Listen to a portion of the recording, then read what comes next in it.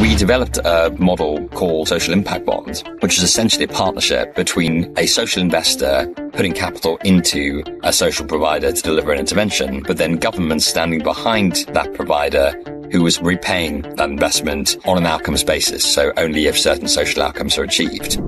Finance can play a really important role, but it's not going to be the silver bullet. You need quite a lot of things to be in place in order for whole systems to change to really unlock solutions to social problems at scale. I think transformation capital in the NHS is that big challenge that we want to help address. It's just so hard to drive that change from within with its funding structures, with the huge challenges in the hospital sector. One of the things I've always been most proud of about social finance is that, yes, we're involved in all the design work and the business cases and the evidence gathering, but we stick with programs through implementation. And that's such an important discipline to really make sure the outcomes are coming through in the end.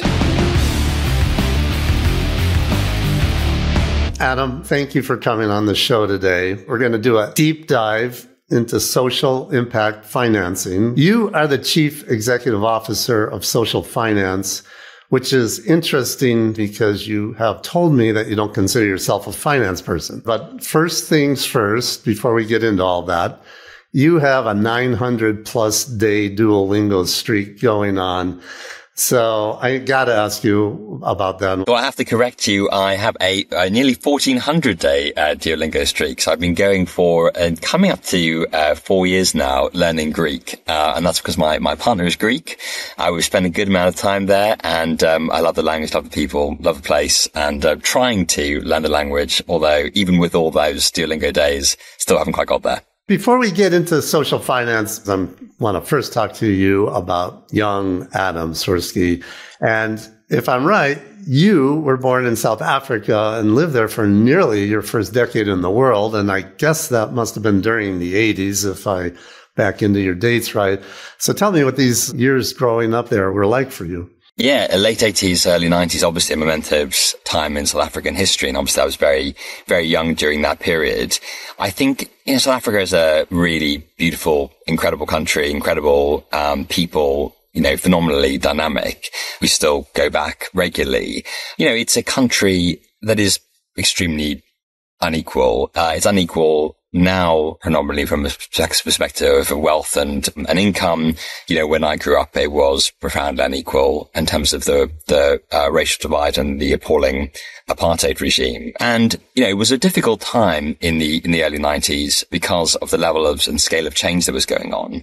And people were very nervous about, rising crime, about economic instability, about, what could happen to the country. And I think, it's pretty phenomenal story in our modern era that South Africa managed that transition. And, the ANC government coming in and Nelson Mandela in the mid-90s was able to manage that transition in a peaceful way. And the country's got huge challenges, but I still think it was one of the most extraordinary achievements in the modern era. And my time there was, clearly hugely influential for me, both in terms of that early experience, but also the experience of, being an immigrant in the UK at a fairly young age. And then I guess around your age 9 or 10, you moved to the UK. Why did your family move to the UK? Yeah, I think, again, very difficult time in South Africa. And I think that ultimately, family looking ahead and as we were growing up thinking, where was likely to be the best long-term future for us. And, we came to the UK and there was an extremely difficult decision. I think the people who stayed have many, great stories from staying as well. But, we decided to make that move. And obviously I've been, hugely grateful for what the UK has offered me. Your father was a tax lawyer and formerly an accountant, and he spoke with you early on about economics and finance. Tell me about that. And did that pique your interest eventually to steer you to the field you're in? Yes, I mean, my dad definitely made the transition in his life from being a real left-wing activist when he was a student through to becoming an accountant and ultimately a tax lawyer. And, I think he loved numbers. He was very interested in economics and finance. And he actually wrote a book called Stock Market Pilot, which is sitting in my bookshelf, and I was very lucky that I finally got him to sign it before he died a few years ago. And I still haven't actually read the book, which I need to do, but I did. I don't know if it might be slightly out of date now, but I loved our conversations about economics and the stock market and so on when I was a kid. And I think that probably, subconsciously got me interested in both politics and ultimately economics, which I went on to study. And why haven't you read it? I'm a pretty slow reader, actually, and I every time you sort of open a page, you think, this might take me a little while. What was your formative education then in the UK once you moved there? Yeah, I was very lucky. I went to a privileged school, and I think what was really interesting about that was some of the opportunities I had to explore interests in politics and debating in journalism. And, was very lucky to be able to try some of those things out at, during my school years. And around 2003, then you went on to university, which would be Cambridge, to study economics. And how did that come about? Well, I remember, that I started economics A-level, and the very first lesson, the economics teacher drew one of those supply and demand diagrams seen with the supply curve rising and the demand curve falling, and said, that's how prices are set. And I thought, this is probably the most extraordinary thing I've ever seen in my life. And, you'll see from me that I'm an absolute geek in many ways. And, I thought this was just an incredible insight that you could take something that is so profound in terms of the way we experience the world, our day-to-day experience of buying things, and then, create a intellectual framework that, it's not, there's many, many imperfections, but captures some essence of what's going on in the relationships that humans have with each other in the economic domain. And I thought that was just completely fascinating, and it made me want to go on to university to study it. But then at the end of your studies at Cambridge, did you go straight into Boston Consulting Group, or did you do anything in the interim? I had to guess two experiences. One was in the summer, I did an exchange program that was organized where a few British students would go and spend a summer interning on Capitol Hill in Washington. And a few US students would come to the UK Parliament. I always say they got the rum end of the deal, because if you spent a summer in DC, it's, on Capitol Hill, it's kind of extraordinary, the number of events going on, the social events, the things going on in embassies, the conferences, the politics, it's really in the air. And that was quite an experience where I think Westminster, maybe we're too self-conscious in Britain, but it feels like a less good end of the bargain. Yeah, in the summer, everyone's on holidays. Well, exactly. Not that DC is very easy in the summer. It's about, 100 degrees Fahrenheit plus, and very humid. So then you went into consulting at BCG. What was your thinking about that? How did you end up making that choice? Well, in my time at school and university, I think I probably wanted to do just about every job under the sun. And in the end, I think what attracts people to consulting, what attracted me to it, is the ability to experience so many different fields so quickly. And I think you never lose that experience of having just had that taste early on in your career of so many different case studies in the business world. But I think also for me, underlying my interest was the same thing that drew me to economics, which is there's just something about understanding how the world works and trying to lift the lid a little bit on that. And I always thought, you have these experiences every day of whether it's buying consumer products or traveling on the transport networks or, getting healthcare, and what is really going on underneath the skin of those organizations. And you are very privileged as a consultant that you kind of walk in and you get to talk to a whole load of people in those organizations, ask them for all their most sensitive data, and then be able to really try and make sense of it. I think that is something that's quite fundamentally exciting about that. What were you doing at BCG when you entered, and how did you progress in it? I think I did a fairly typical mix of, private sector clients in the first few years. I always felt I took advantage and, was very grateful for the range of opportunities. So whether that is just simply the mix of industries you get to work in, the secondment that I did in West Africa, an MBA later on, and then when I came back, some opportunities to get involved in the emerging public sector practice at BCG. So it was a nice mix of experiences in the UK, some international, plus those different opportunities at the same time. The work you did in Africa, was that the secondment at the Clinton Foundation? Exactly. Yes.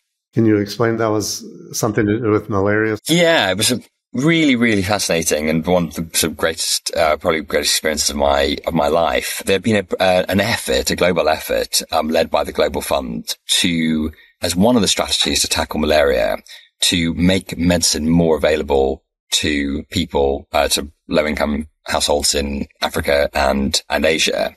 And the typical approach in public health was to work through public health systems.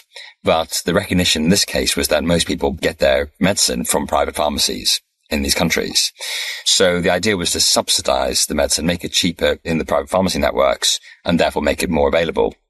And the Clinton Foundation was supporting a set of countries to effectively bid into this Global Fund program to access the subsidy and put in place some supporting interventions, training of pharmacists and public health campaigns and things like that. So I spent 6 months working with Niger, with the health authorities there, with private pharmacies, with others to try and prepare their bid, which was successful into this fund. And as well as, just the experience of being in an extraordinary environment, amazing people, amazing place.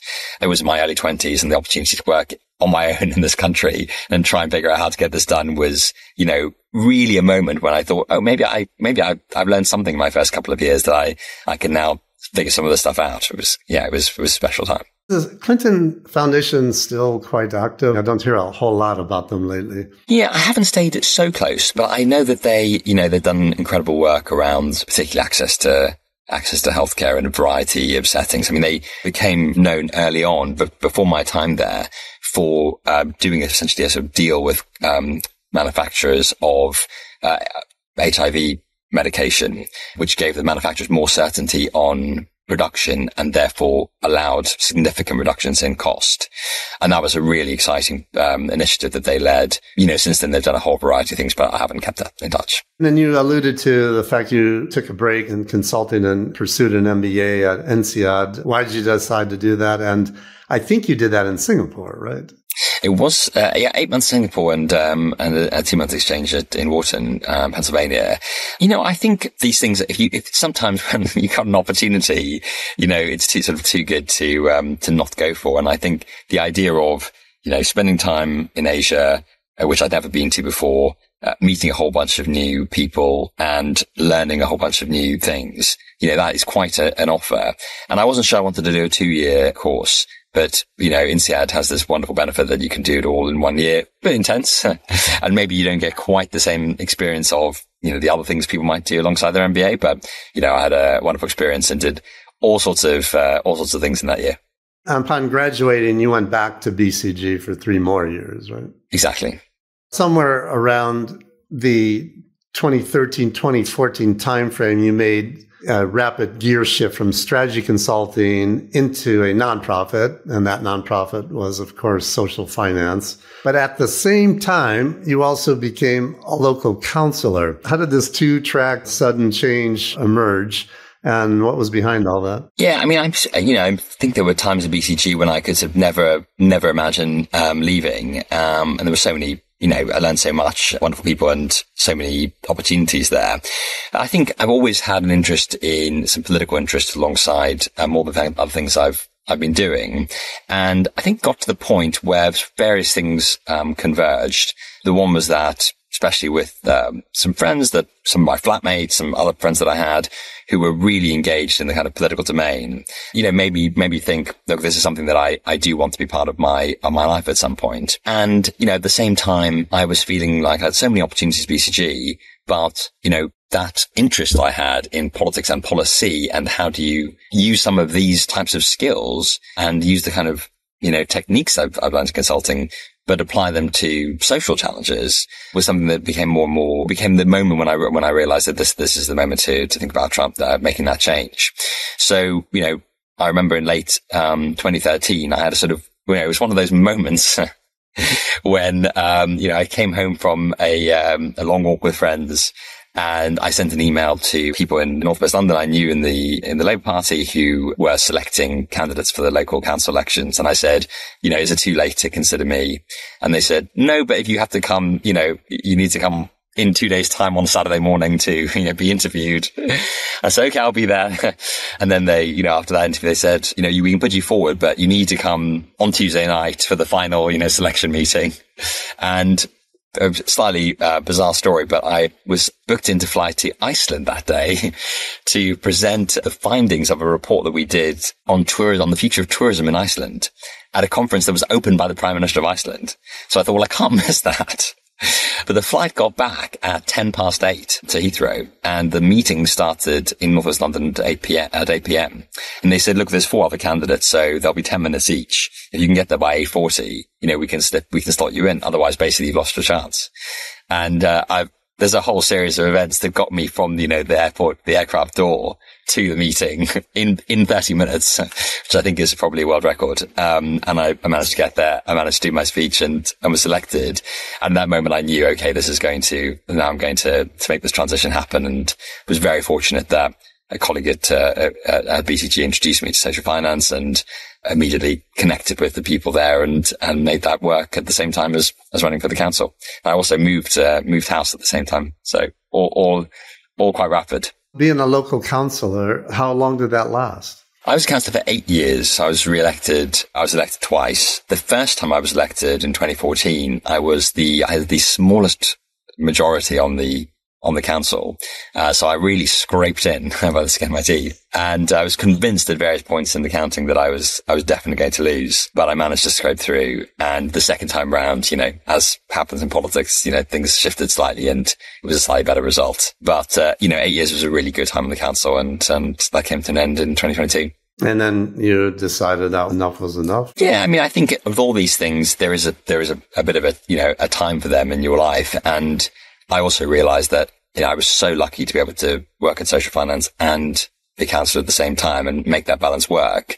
But at a certain point, you had to decide, right, now's the time to focus, and social finance it was. Let's get into social finance, and let's consider that there's some people listening who may not be familiar at all with social finance, and there's others who are familiar with it. So can you give me an overview introduction to social finance, starting with how it was founded and its mission, get down in the weeds after that? Oh, definitely. So I think it's probably helpful to go back to the beginning briefly.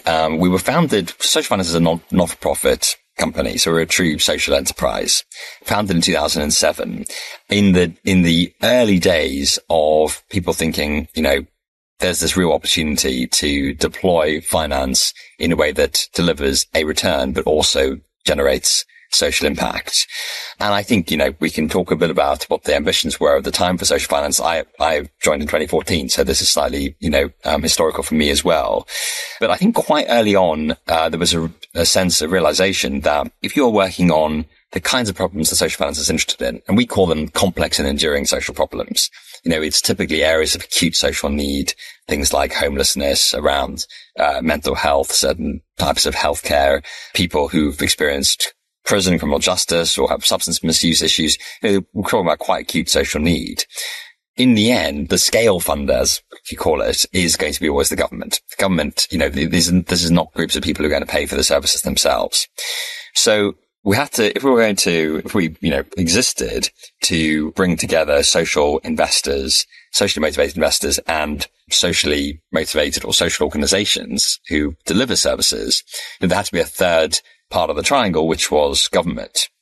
And we developed a model we launched the first of these models called the social impact bond, which is essentially a partnership between a social investor putting capital into a social provider to deliver an intervention, but then government standing behind that provider who was repaying that investment on an outcomes basis. So only if certain social outcomes are achieved. And this social impact bond idea, which, really tightly linked the financial return that an investor gets with the social outcomes that the project achieves, was a really, interesting idea. And to actually make it work for the first time in 2010 in a program around supporting people exiting Peterborough prison to get rehabilitation services and effectively avoid reoffending behavior. that model caught a lot of people's attention, including Prime Minister David Cameron in the UK, but also many people internationally.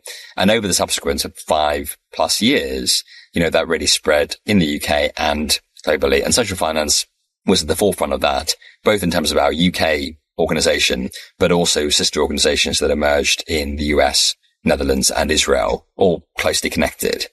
So we were very much part of that initial movement of how do you essentially bring government, social investors, and social providers together to find better outcomes to complex, enduring social challenges. Over the last sort of 7-8 years, we've slightly pivoted or evolved from that to say, our experience, and I'm sure we'll get into this, is that finance can play a really important role, but it's not going to be the silver bullet. You need quite a lot of things to be in place in order for whole systems to change to really unlock solutions to social problems at scale.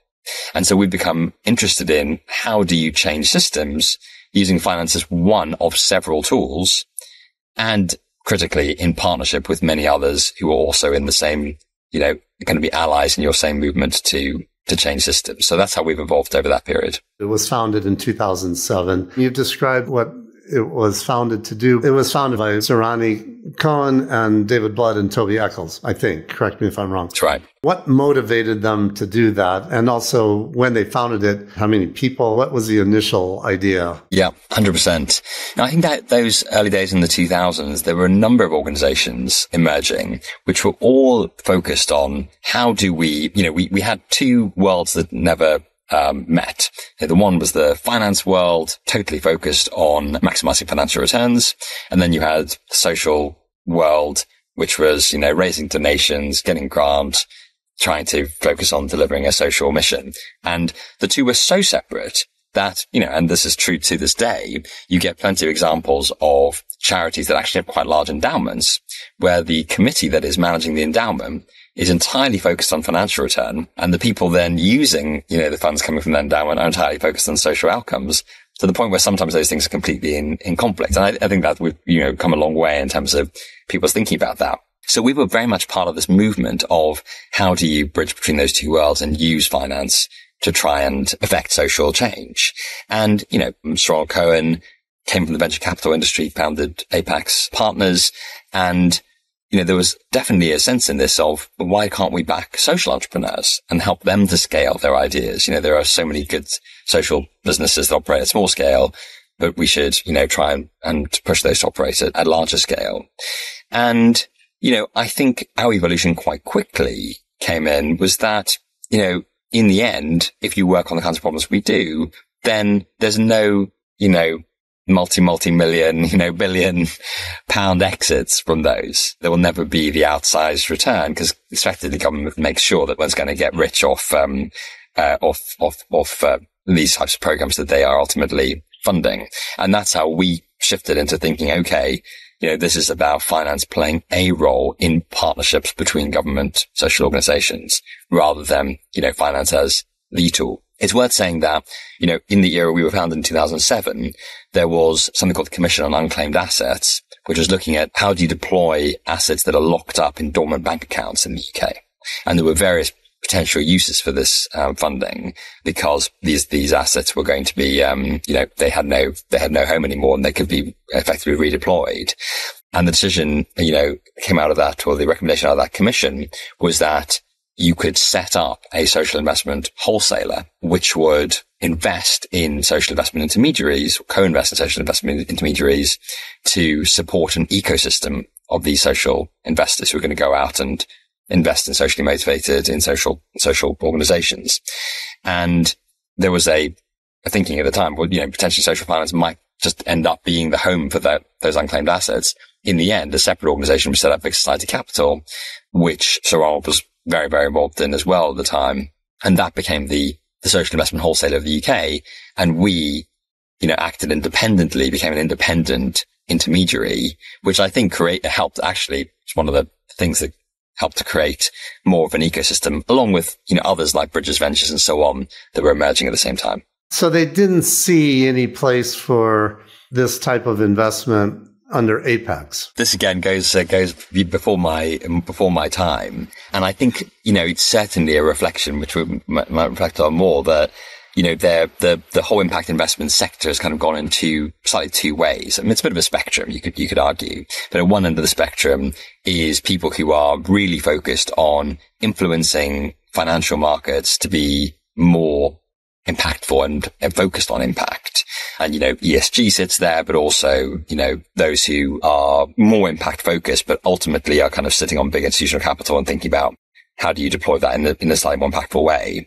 The other end of the spectrum where we're working on areas of acute social need, finance, there is no natural financial market. So you're creating markets and saying, well, in these spaces, is there a role for finance in unlocking change effectively in a way that might not come about without the use of finance? So I think that, we've seen that kind of split, and many big financial institutions will be thinking about their own impact strategies, which will look quite different to the way that we now operate in the market. The first social impact bond was floated 2010. So there were 3 years of startup doing something. So how did it start, and then where are you today? Yeah. And, I think it started in a basement, as all good social startups and startups should do, with a handful of people who were really focused on, both some of the early thoughts about how do you deploy this kind of capital and, developing that first social impact bond. By the time I joined in 2014, we had moved away from the basement, and we were talking about, somewhere in the region of 35, 40 people. So, when I joined, we'd just started a team focused on international development. We were starting to look at, healthcare as a sector and developing, the case for, an investment fund focused on health specifically. So we would already started to explore, different dimensions of this space by the time that I joined. We're now up to 130 to 40 people. And, we've got a range of teams, which, as I say, go well beyond finance as a tool for social change. And you have sister organizations as well. Exactly. So the Social Finance US, I believe that was came in around 2011. Social Finance, which was also similar founders, Monaco and David Blood, very involved in the setup of that, with Tracy Plangen, who's still the chief executive there. Social Finance Israel 2013, again, Ronald Cohen involved in that one. And then Social Finance Netherlands, which was a bit later. And that was actually an offshoot of Social Finance UK, where someone who worked with us for a period of time went back to the Netherlands and set up Social Finance, which was, we could count it as an extraordinary success story in terms of the kind of social franchising model of what we were trying to achieve. As we said, Social Finance was incorporated in October 2007. So that was also an important point in history. It was just around the beginning of the great financial crisis. You didn't join the firm until 7 years after that, but do you think that convergence of events, did that somehow, and the timing of the startup of Social Finance, affect the vision and the mission of Social Finance? I mean, it's very interesting. In our law, so to speak, Social Finance sort of history, we don't talk much about the financial crisis as a kind of distinguishing event. I think what was as interesting from our perspective in terms of the timing was the change of government in 2010. So we moved from a Labour administration to a Conservative administration. And so, the first 3 years were under Labour, and then the next 14 years have been under a Conservative government. And what was really interesting was that the first social impact bond was signed off by the Labour Secretary of State just before the election. And then the program opened by the Conservative Secretary of State after the election. And the fact that it survived that transition was, there's a number of factors in that.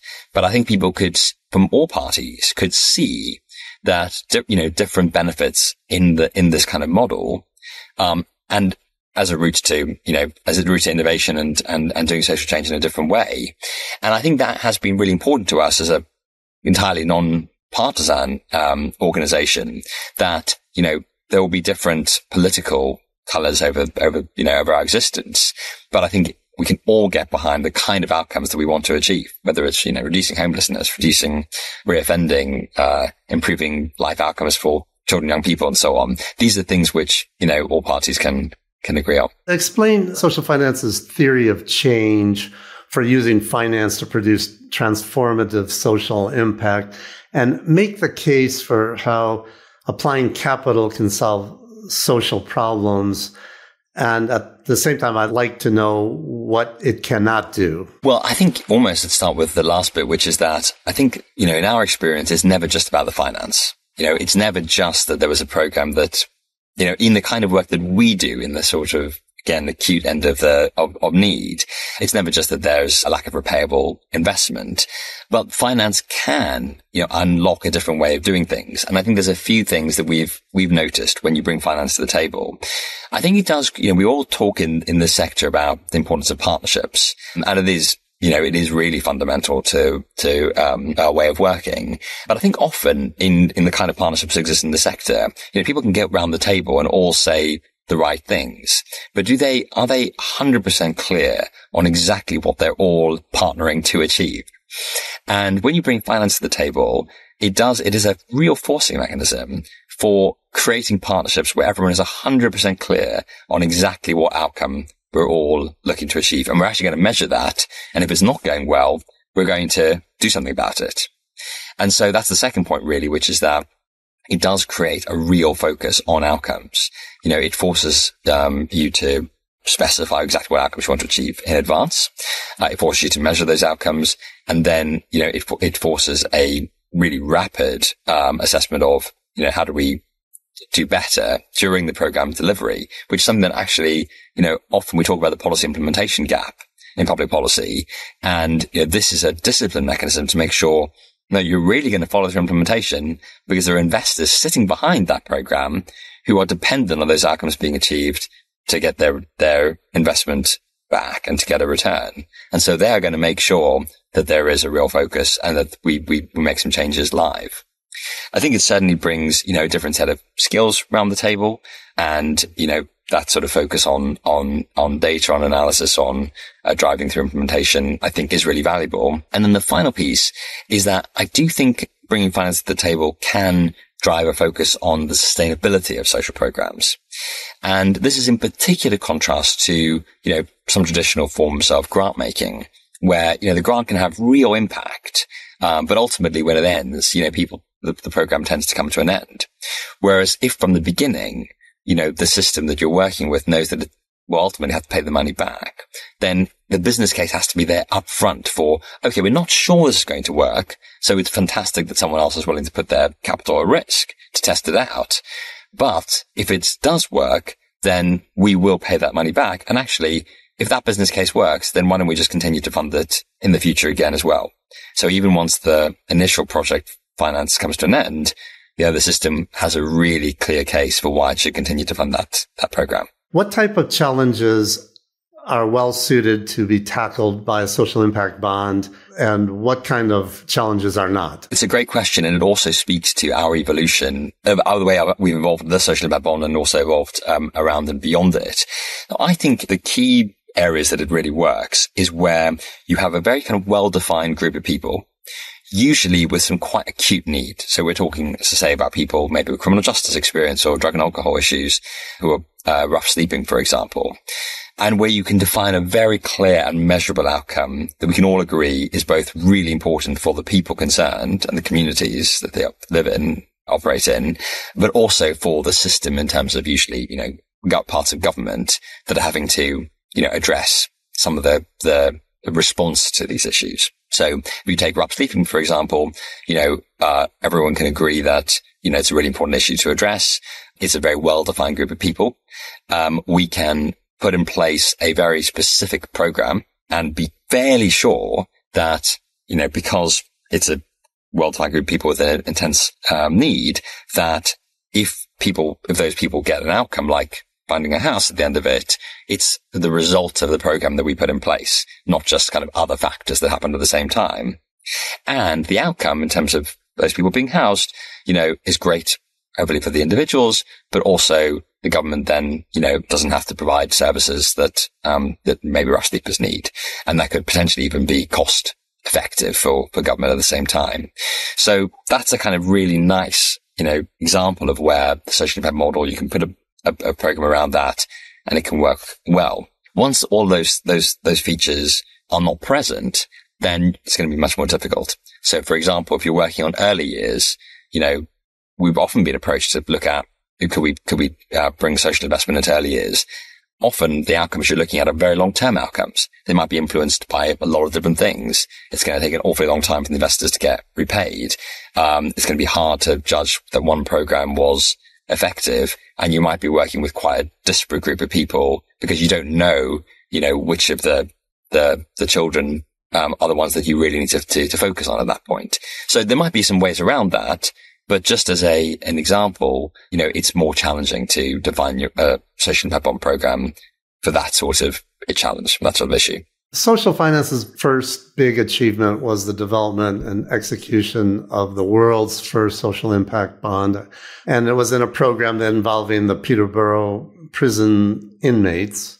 What was the problem being solved at that point, and what was the need that led to the development of this social impact bond? No, 100%. I think it's a great example of all those features that I mentioned. So you have, a well-defined population, which is people who are in prison for short sentences. So I think typically under a year or so. The problem is that those people coming out get very, very little support. Famously, walk out of prison with pounds in their pocket and very little else.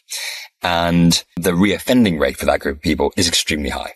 So the system as it is doesn't work for anyone. For the people concerned, they're getting no support to get back on their feet. For the system, they've just spent an awful lot of money on the police, the criminal justice process, and the prison time. And then in a very short time, they're almost certainly about to spend a whole lot more money on police, criminal justice, and prison time. So as well as the fact that for society, that person's now committed another crime, which is not great for society either. So that's not a good picture. But government also, I think, is quite sort of skeptical about, are there really programs that we could put in place that are cost effective, that we can really demonstrate actually reduce the reoffending rates of that group of people? And so the idea for the Peterborough Social Impact Bond was, if you can provide really high quality support for people coming out of prison from those short-term sentences and demonstrate that actually leads to reduced reoffending, then not only is that great for the individuals concerned, great for society, less reoffending, but actually might net save money. And the way to overcome the government skepticism was to say, actually, we'll find investors who'll put the money in up front, and government only has to pay if the reoffending outcomes are actually achieved. So the government repays if certain criteria are met. Exactly. So I guess the question is, why can you achieve results that the government can't? There's two things there. I mean, one is that government is constantly presented with business cases saying, if only you spend, when I was a councillor, I spent 5 years as the finance lead on the council. So we had a, £165 million discretionary budget, but under huge pressure from the need that we needed to address, and constantly presented with business cases saying, if only you spend £1 on this, we'll just save you £10 at the other end. The challenge the government and the Treasury faces is that, you spend the pound and then sort of the people who wrote the business case are long gone. and suddenly, the savings don't quite materialize. And so one thing was to be able to say to government, look, there's a structural underinvestment in these kind of preventative and community services because government finds it very hard to really gain confidence that the programs will actually deliver. Can we bring in investors who will put their money on the line to build that confidence and enable government to say, yeah, you know what, we'll effectively outsource the risk here. If it doesn't deliver, we won't have paid. If it does, fantastic. We'll have got the benefits that we wanted and we'll pay.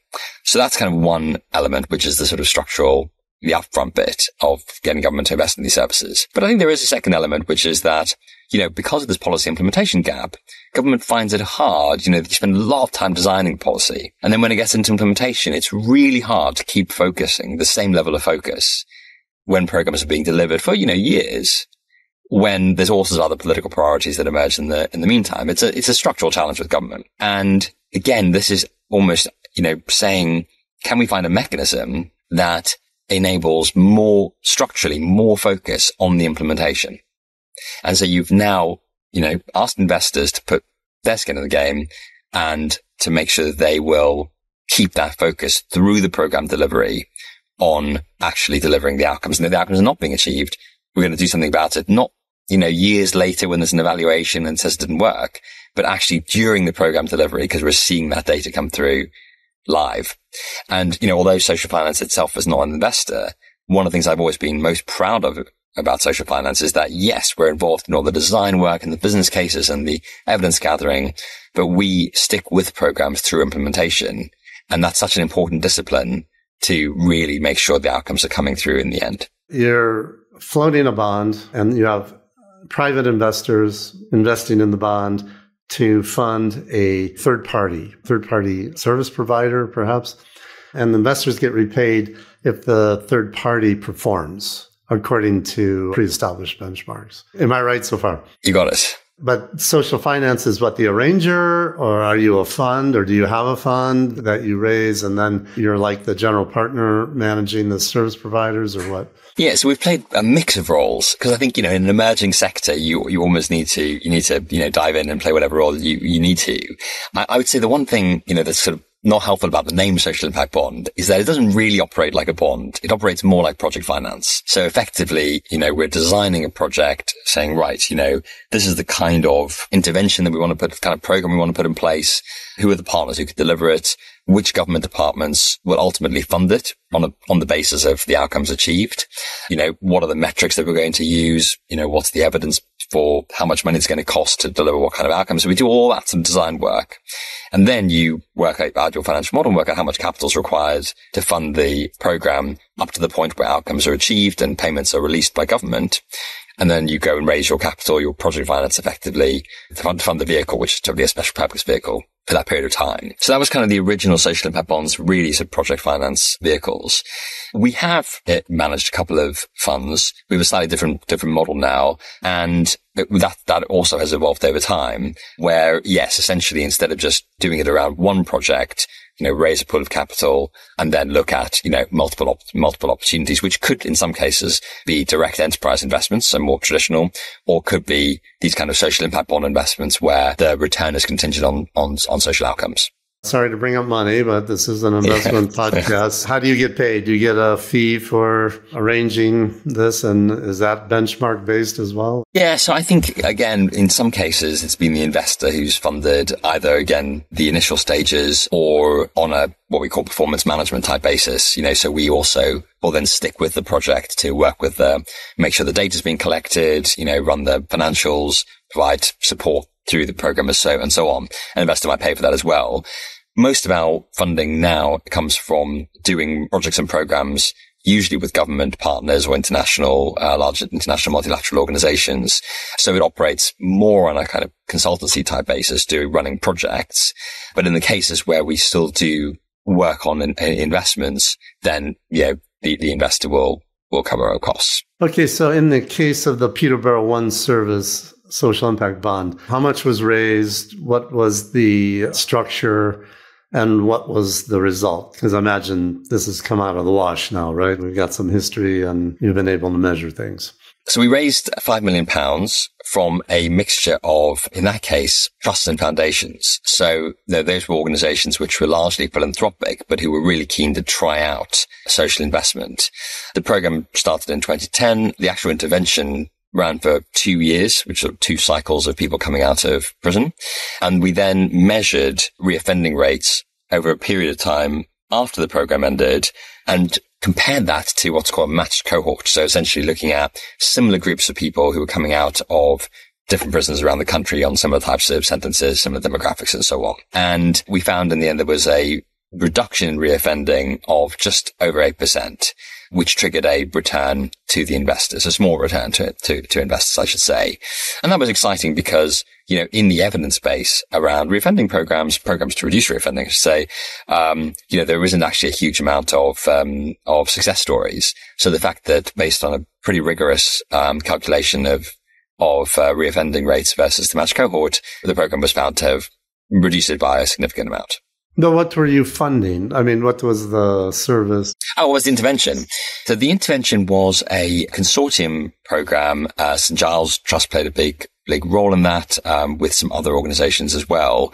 And it was effectively, people would come out of prison and we would provide them with a bespoke individualized service. So, it was tackling whatever issue was the biggest blocker for them to, going back and living a normal life and having a house and a job and so on, which were often mental health problems for sure, often related to employment, sometimes drug and alcohol, often drug and alcohol problems. So a whole mix of issues provide, personalized support around that, some signposting to other services as well. And, you know, just helping them get back on their feet.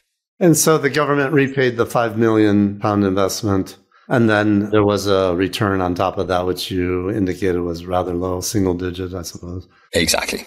Yeah.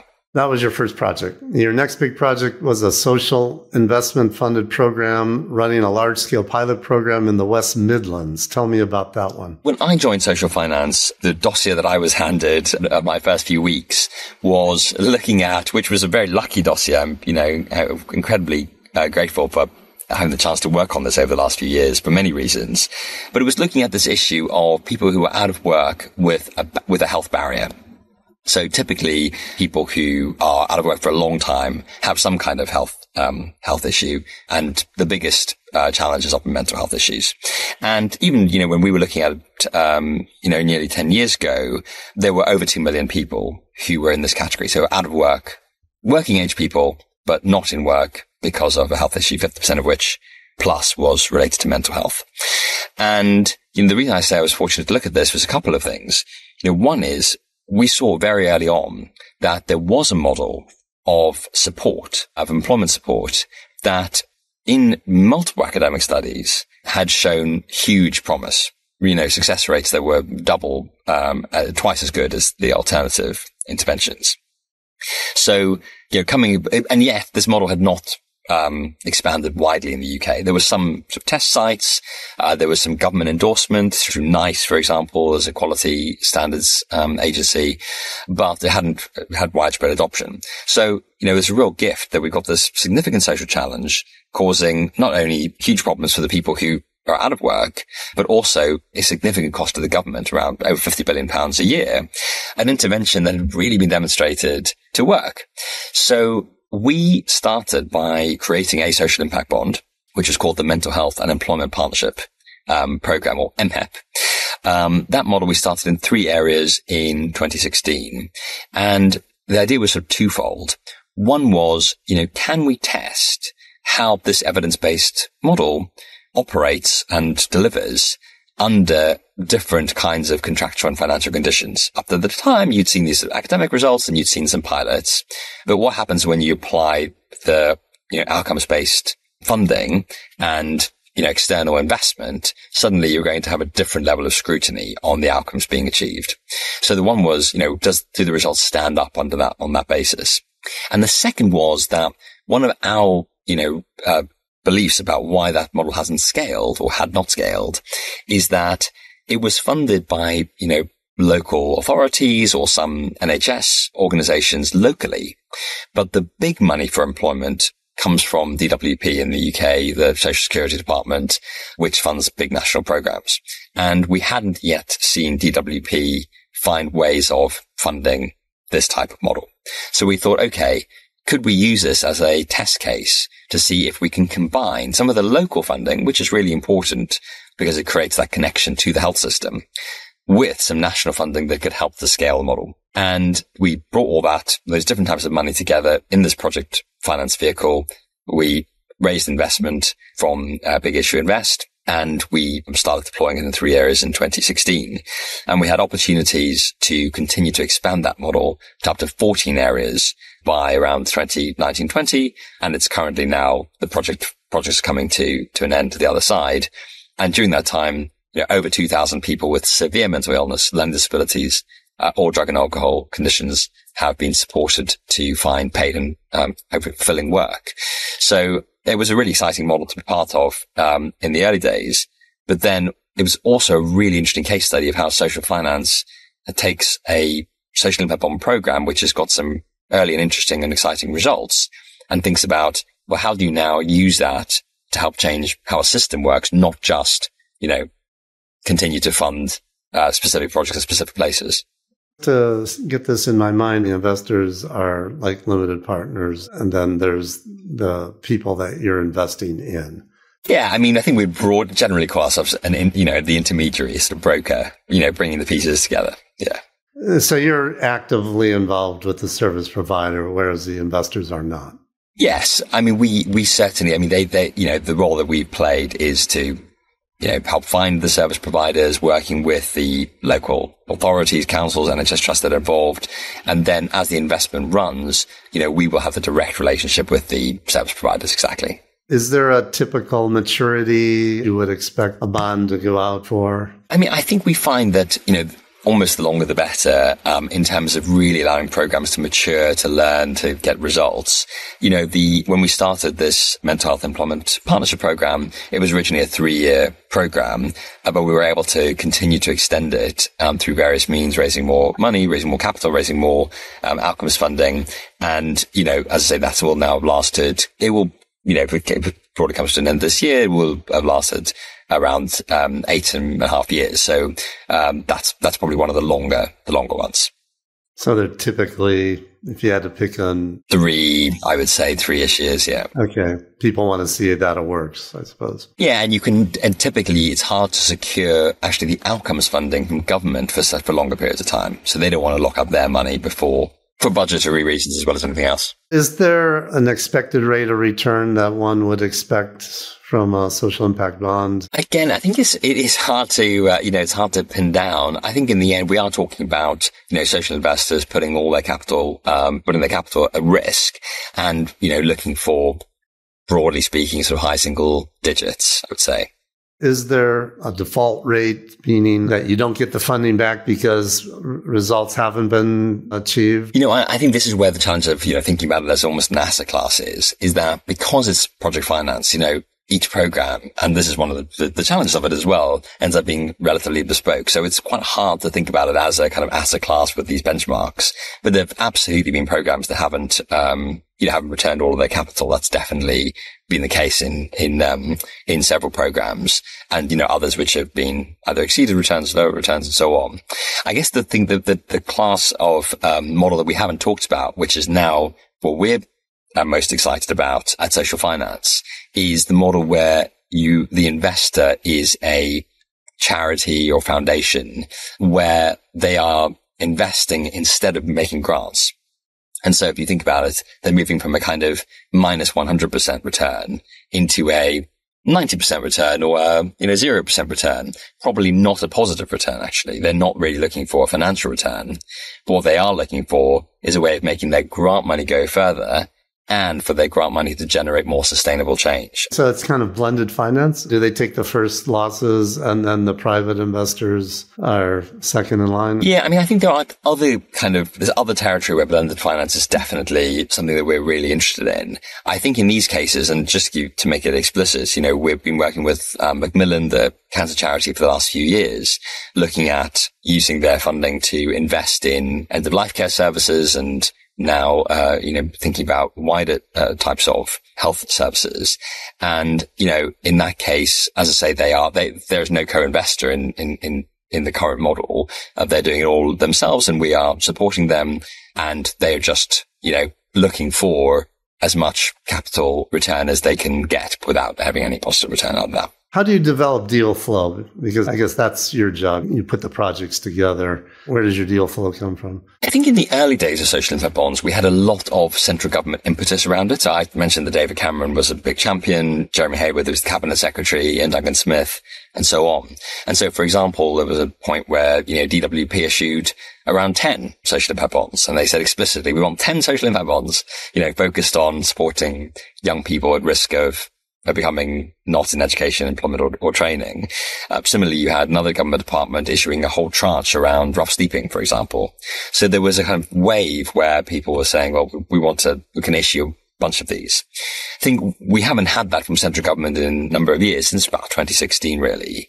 And since then, the focus has been, okay, well, where can we generate interest from local systems? So local authorities, typically, or combined authorities, or, NHS organizations, NHS systems, where, this could be an attractive model. And that's why we have found the Macmillan partnership so powerful, is that we're able to go out proactively to NHS organizations nationally and say, look, we have some really sympathetic capital here that not only just comes as finance, but also comes with support from ourselves, Macmillan, tools to better measure outcomes, the data, the operational support, the network to the other projects that we're working on, and put together a real offer of which finance is a really important and leading part. And then NHS systems have responded to that, and we start to work with the ones who are most excited by that model. And then there's a process of, working through with them. Okay, how's that exactly going to work? Do you have, budget that you can pay back if the outcomes are achieved? What are the needs of your system? So starting to develop then on a bespoke case by case basis to make the model work in each area. Could you give me one real world example of something relatively recent? Where did the idea come from? And then how you went out and got the project structured, and then how you got it funded and executed?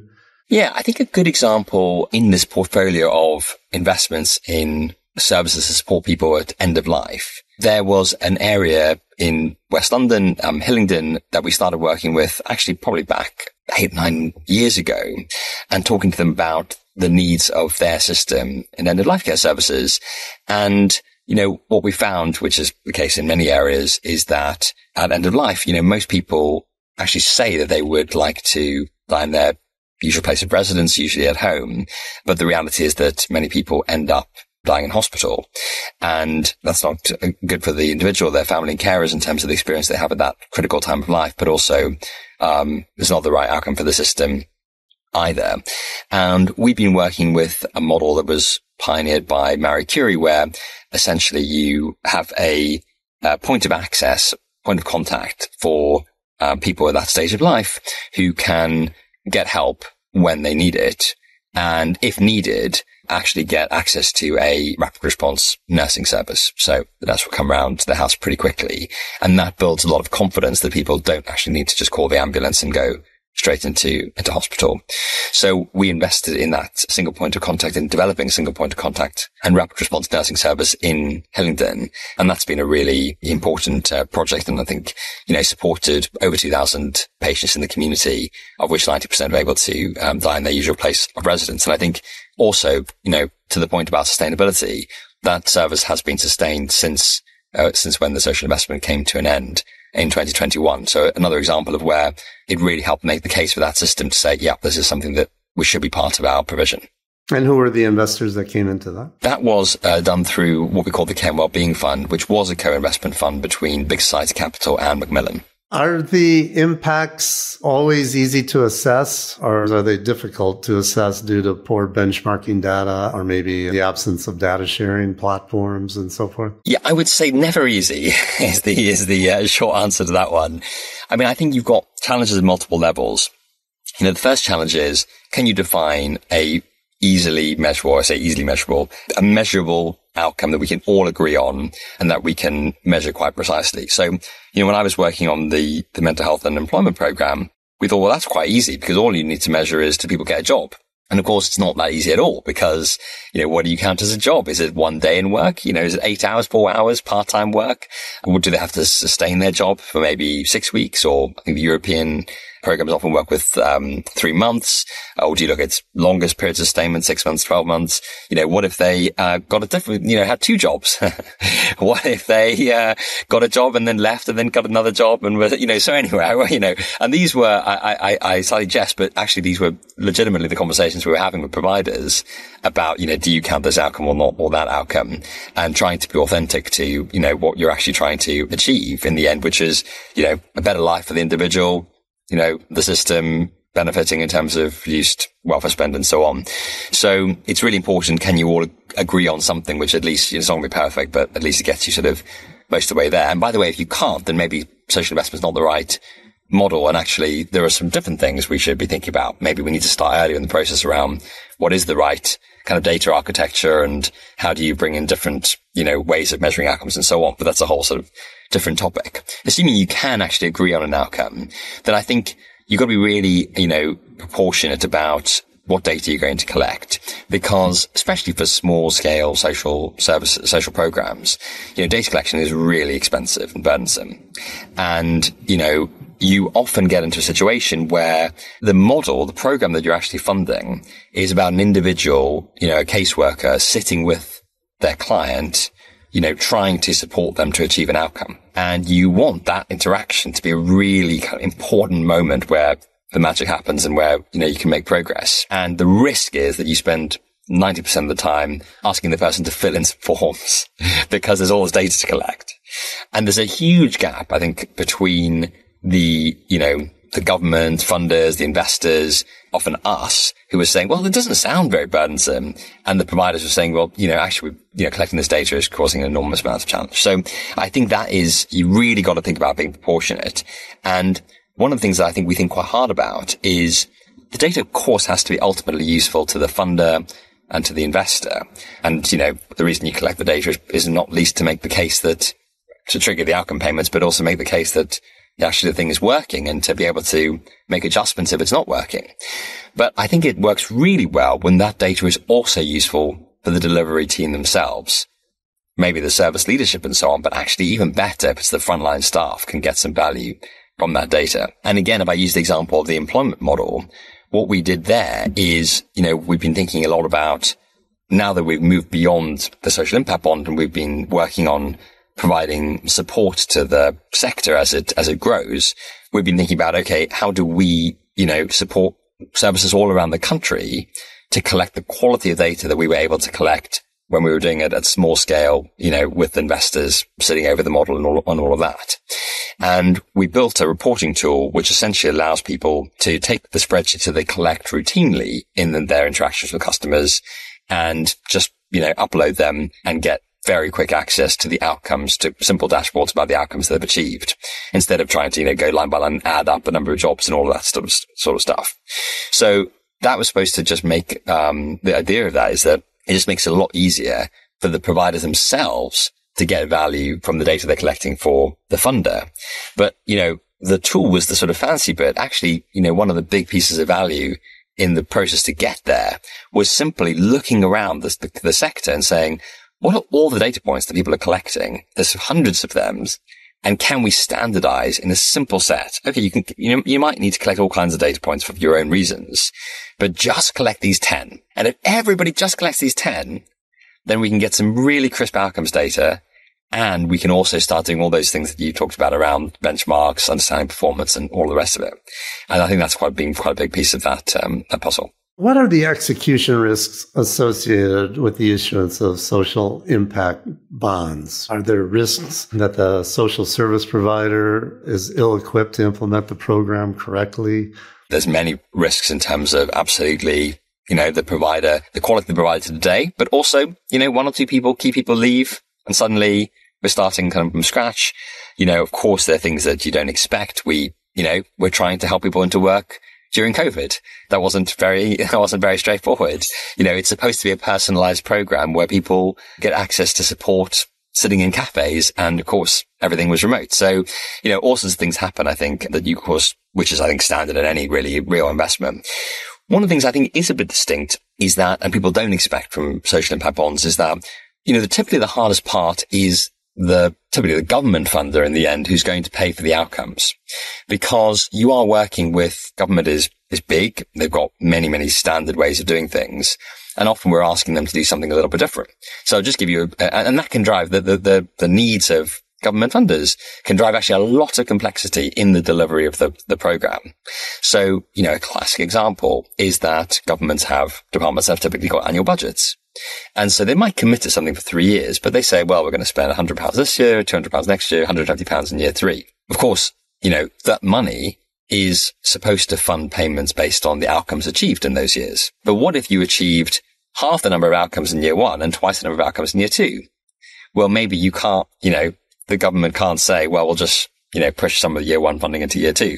Now, that sounds like, oh, well, that's sort of a trivial problem, but actually it's highly non-trivial because it's kind of structural in the way governments budget and actually makes the way that the contracts work, really complicated. So these are just some of the things that you kind of have to work through with, when you're creating these kind of programs. Are there service providers willfully exploiting the asymmetry of the information, who know full well that they're not capable of implementing the program? There's no sort of foolproof way against that.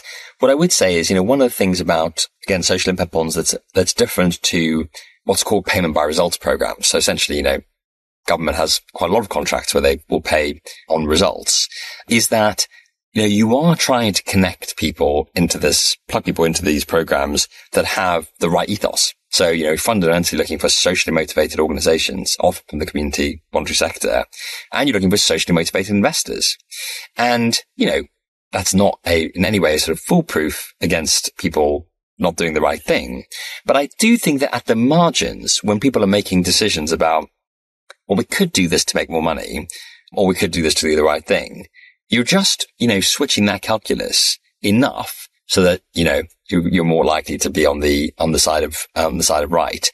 And I think we probably underestimate the importance of ethos when you're just looking at, well, what's the sort of value for money way of procuring a certain program. I do think the other thing about it, the other sort of protective mechanism you can put in place is actually the design of the program. So, for example, in the employment programs, we have one of the principles is called zero exclusion. So, once someone's been referred, essentially, as long as they want to be in the program, you can't exclude them. And again, that's quite a powerful way of saying, well, they might be not ideal in terms of, it might feel like, oof, are we really going to get an outcome with this person? But they're part of the program, so you're going to have to find a way of working with them. I always have to ask about greenwashing. I don't think that that's pertinent here, but you do have something I've uncovered, such as cherry picking and cream skimming and parking. Is that a phenomenon? If it is there something you do to protect against that? Those terms, became quite popularized, at least in my book, around some of the early government payment by results contracts. So particularly the what's called the work program, where you had lots of providers who were paid, in a quite complicated rate card. So for this group, you get X pounds if you got an outcome, and this group you get Y pounds. And so providers quite quickly worked out, well, this group we're really not going to get any outcomes with. So let's basically just, give them a leaflet.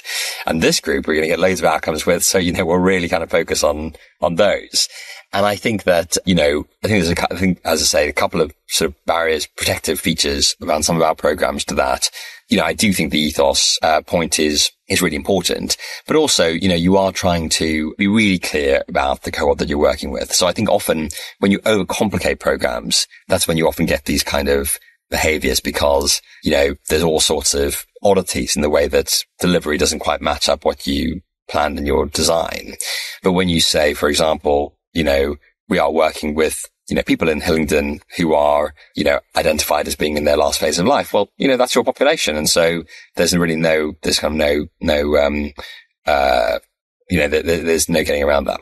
Social impact bonds seems to be deployed geographically in many locations now. I don't know if you look at it in terms of, it's not really assets under management, how much capital has been deployed. How do you measure that? So, what we see now is that social impact bonds have been spread to over 35 countries. There's been, over $700 million of capital raised, and we've seen over 250 impact bonds as of the last couple of years. So I think they've got to a certain scale for sure. And I think what's interesting now is, there are different strands, if you like, of impact bond, what we call impact bonds. In social finance US, they have a really interesting model they developed called career impact bonds, which is essentially, really fantastic form of of financing for students to learn very employer relevant skills.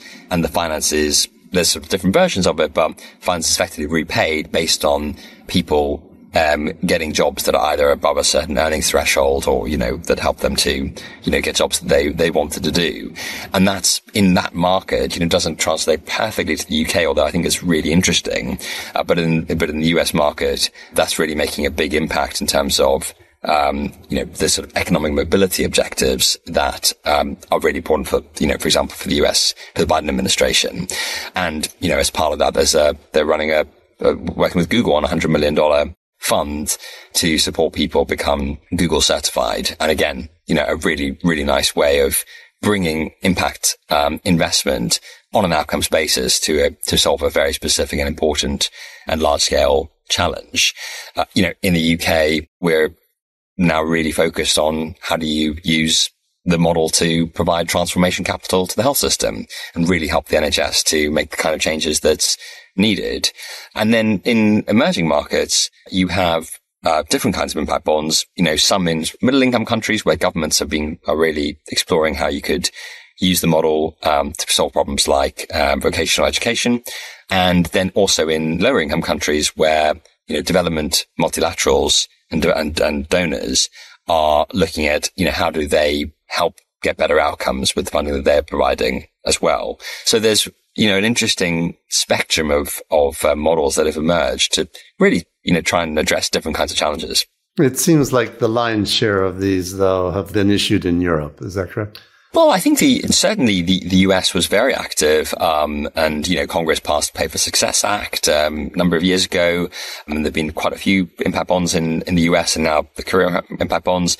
And then I think the development impact bond model and the use of innovative finance to drive a focus on outcomes is definitely growing in interest in international development. And actually, one of our fastest ever developed social development impact bonds was just launched last year in Cambodia, a really nice program called Minefields to Rice Fields, where the Foreign Commonwealth Development Office was the outcome funder with a set of partners as delivery partners and investors. And the aim was to clear nearly 4 million square meters of mine-contaminated land using specially trained rats, which detect the explosive residue. And that was all designed in 20 weeks. So I think, this is still very much emerging in different parts of the world. And who are social finance's investors, and how have they changed over the years? Yeah, and we've kind of gone in a bit of a circle because, as I say, that Peterborough bond was largely trusts and foundations who were, experimenting with social investment. And then we went through a phase as social impact bonds were, developing quickly, where it became, social investment funds that were backed by institutional capital, exercise capital-backed funds, as well. And that was, that, as I say, that sort of point in the market when we were really seeing a lot of government interest. And I think there's still a role for that today. But, our evolution that we're focused on at the moment is again focused, thinking about how do charities and foundations, use some of their grant money to go further in terms of being able to recycle some of that capital and also drive sustainability. So we've sort of gone back to to the origins. Social finance is now less involved with investment and more involved with other services like providing data and philanthropy and building new ventures and advising governments. Can you expand on that? Yeah, so we did a lot of thinking about, 6, 7, 8 years ago around, how are social impact bonds going to evolve? For two reasons. One was that they've been given such impetus from, such senior levels in government, but that wasn't always going to be the case. So there was naturally the market was going to change. But also, a certain sort of self-reflection that, these were great projects. Some of them delivered really great outcomes. But then what happened next? Did they change the way that the system actually addressed those social problems? That wasn't always or often the case. And the thinking that we did was really around, how do you start to have what we now call lasting and widespread change in the areas that we work on? It's quite an ambitious idea. And you formulated that in some thinking we call Roots to Scale, which is on all over our website. And, I think really a really interesting contribution to the system change, universe of thinking. And essentially what it says is that, if you're going to change a system, well, it's not just about, you invest in project A, it delivers service B and you get outcome C, and that's just reliable. Once you do that once, you can just then scale it up and, scale the finance. Actually, these systems are complex. They're interacting parts, are many and varied. And so there's a lot of different ways that you need to act on a system in order to change it. And, the things that we think that we offer to that and bring to the table is, first of all, a really strong focus on building partnerships. We work in partnership by default, and we strongly believe that we're not the sector experts in any of the areas that we work in.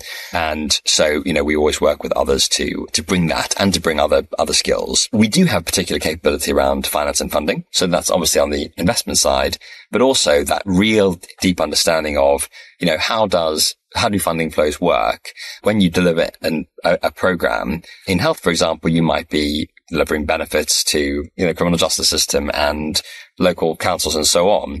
Well, really understanding how does all that money flow around the system and where do the benefits sit? We've also built up over the last few years a really strong data and digital team, because we know that data is a core part of the puzzle if you really want to focus on outcomes. And so having a really strong understanding around data, at quite a technical level, and being able to build some tools and products around that has been an important part of the story in some systems. What are you focusing on specific in data? Yeah, so the data literature team, partly emerged from the second social impact bond, which we haven't talked about, but was around the care system in the UK. So particularly adolescents who are at risk of being taken into residential social care. And we financed a program which was really supporting a therapeutic approach with the family to try and support children to stay with their family, better for the children and family and better for the system. But one of the things we noticed was that in children's social care, because of, how much scrutiny there is over it, local authorities actually collect an awful lot of data. But there was a slightly kind of, odd system where they'd collect data for a year. They would then spend quite a lot of time sort of cleaning that data and ultimately sending it off to national government. National government would spend quite a lot of time checking the data and then would publish, the previous year's data on some government website. And, who knows where that kind of, what that led to. So we had this real opportunity to start building tools to allow people to use the data they were already collecting on a more real-time basis to really understand the impact of the provision the services they were providing, to see what outcomes, where they were achieving better outcomes, and to manage their system better for the benefit of the children, young people and families that they were serving. So that's been, a really exciting set of programs over 10 years, of which, our data and digital team that's one of their core focuses. And it's really about saying, how do you use data to really drive focus on outcomes, focus on delivery and implementation, and, bring in other aspects like, voices of young people. Many of those things are the same kind of ethos that you would have brought to a social impact bond, but just without the finance. You're going to name a couple other things that you guys are doing? Really, the last thing is, a bucket of things we call strategy, research and design. And really that's to say that, again, using our role as an intermediary and a bit of a broker in the sector, we can bring a set of skills which, often sort of fill in the gaps or really enable us to work with partners in different ways to find and design solutions to social challenges. So it gives us that kind of rounded skill set to bring to the table. You recently posted on LinkedIn that you're on your own personal journey to becoming a more responsible leader. What does that mean for you as someone working in a non-for-profit, impact-driven organization? What does it take to be a successful leader and impact-focused business and build a career in impact? Really interesting. I posted that in the context of being part of a program run by the Ford Institute, which is all about responsible leadership. And what's really exciting for me being part of that is that it's a community across private sector, public sector and non-profit, senior managers, leaders, and so on. And I think what's exciting about that is that, we're not just saying that, to be responsible, you have to work in the non-profit sector or the social sector. There are important roles for all of these organizations to play, and we can each think more deeply about how to be responsible in the way that we're leading in our environments. And I think in particular, I would, just highlight that again, just being part of a non-profit doesn't mean that you've sort of done your job at being responsible. And we know that the sector's had all sorts of challenges. The last few years, particularly around, equity, diversity and inclusion, has shone a real light on the sector and said, we've really got some failings in our own organization, social finance, and also more widely in the sector. So it is important not to sort of stand too high on the pedestal in the non-profit sector. And I think it's a challenging sector in many ways, in the way that, funding flows around the system and the way that we're, political priorities change and so on. But what is really important in the sector is to hold a really clear line on the impact threshold of the work that you're willing to do. So in the end, that you can sort of hold your head up and say, yes, ultimately everything we're doing satisfies that impact test. And then also ultimately to make sure that you spend enough time just checking that you are living your values inside the organization as well as the things that you're advocating for externally. I spoke with Jed Emerson, and he made a simple but clear statement. He says, everybody is an impact investor. It just depends what kind of impact you're having, because every investment furthers or brings something into reality that wasn't there before or takes it away. So he says, don't get hung up on trying to find the perfect impact job. Everybody's an impact investor, so start where you're at. Listen, I've got a few short answer rapid fire questions that I want to ask you to wrap up our talk. Just give me the first thing that comes to your mind. And if nothing comes to your mind, you can take a pass. If you had to name the one most important challenge in the social impact financing space at this time, what would it be and why? I read that in terms of the opportunity for social impact finance. And I think their transformation capital in the NHS is that big challenge that we want to help address. It's just so hard for the NHS to drive that change from within with its funding structures, with the huge challenges in the hospital sector. And so that's the number one challenge that I'm keen for us to try and address using social finance. What do you know now about social impact financing that you wish you knew when you left BCG and started at Social Finance? I think, and I learned this relatively quickly, but it was a moment for me that there was such an opportunity to act as an entrepreneur in this community. When I came in, and I've still got a very strong client service mindset. Ultimately we're working to funders, we need to meet their needs. But then it did dawned on me that, there are so many routes to impact. There's never just sort of one funder or one organization you need to be working for. So it's just about going out there and talking to people and grabbing the opportunities in front of you. And that's been the most exciting part of my last 10 years. You don't have to name names, but can you describe an example of an investment that you were convinced ticked all of your impact boxes at the point in time that you made the investment, but in the end, it didn't turn out, it went pear-shaped. And what did you learn from that experience? I'm going to slightly cheat, as you might expect. The first stage of that mental health employment program was really difficult. And, we saw, performance levels weren't what we hoped for. We had some churn in providers that created a lot of disruption. And I think there was a real risk that, if we hadn't had that opportunity to extend the program, then we would probably, that would be a very good example of a program that didn't work out as intended.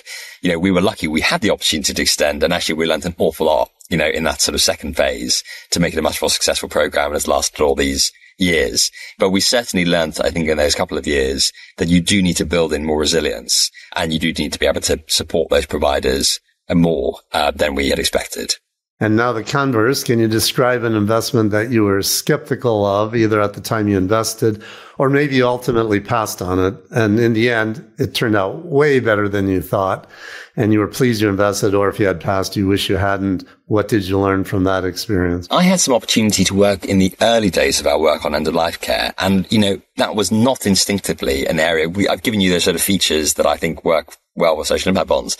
It wasn't obvious to me that this was going to be, the place for social investment. How are we going to measure these outcomes? It's hugely sensitive and difficult. But actually, it's just proved not only, really a really important area for social investment, but really important in terms of the impact we can have. It's such a critical time of life. And actually, we've been able to use the investment to really build services and transform services in a way that helps people and families and their carers, achieve what they hope for that time of life. So that was a surprise to me. Someone wants to get into social impact financing, and I'm presumably talking about someone a lot younger than you and I. How would you advise them to get into the business? Well, look, I think, there's options there's many routes, right? And, there's sometimes options to go straight in. We've hired straight out of university. In fact, our analyst program traditionally been open to anyone without a degree.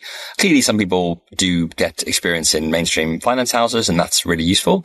But I think, if I think about the broader social change arena, I would just advise people get really good at the skill, get really good at data or partnership building or community engagement. And that skill is going to be great value in this kind of community as well. And then I guess the last lesson, I think, and this is probably true of almost any career, but certainly in social change, getting experience across different sectors is so valuable. Public, private, non-profit. It's just fantastic to be able to see how those different environments work. Adam, I think we're there. We got to the finish line. You've been very gracious with your time. I've really enjoyed it. And I appreciate you taking me through all this. These are great stories that you have, and you're doing great work, and it's a great contribution trying to help people in the way you're doing.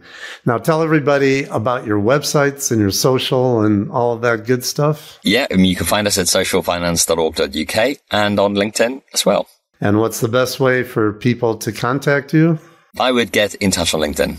Adam, thank you again. It's a pleasure. Thank you very much for your time. Thanks for inviting me. Goodbye, everybody. You've been listening to SRI 360. If you enjoyed it, please hit the like button and subscribe to get future episodes. You can find an archive of all previous podcast interviews and more articles and information on SRI, ESG, impact investing, sustainable investing, and socially responsible investing at our website, sri360.com. If you'd like to read more lessons learned from world-class SRI investors, get a copy of Scott Arnell's book, Sustainable and Responsible Investing 360. It's a must-read for anyone wanting to know more about investing for positive social, environmental, and ethical impact, all with market financial returns. These are the stories and tactics of those leading the way as sustainable and responsible investing goes mainstream. Sustainable and Responsible Investing 360 is now available in hardcover, ebook, and audiobook format wherever books are sold.